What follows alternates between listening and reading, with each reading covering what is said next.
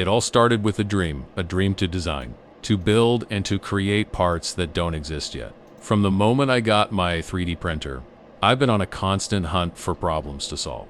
And, well, I found a pretty good one.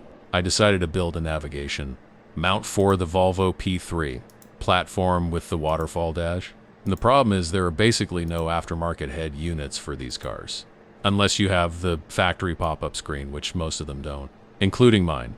So I took matters into my own hands and started sketching.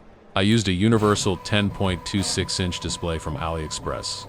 I engineered the 3D project to slide directly into the CD slot, gripping the edges perfectly so there's zero risk of damaging the internal mechanism. I also wanted a clean look, so I designed it as a snug fit with no mounting hardware needed. It just stays in place. By the way, the previous owner had a different setup on the air vents and moved the hazard button down by the gear shifter.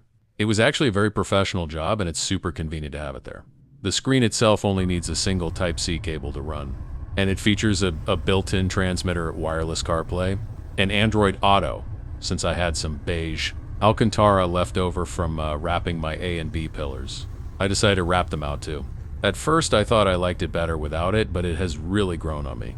I just need to tidy up the corners, where the fabric folds slightly, because it's really catching my eye.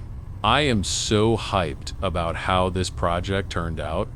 I'll leave the link for the 3D file and the navigation unit in the comments. If you want to install this in your own car, hope you enjoyed the video.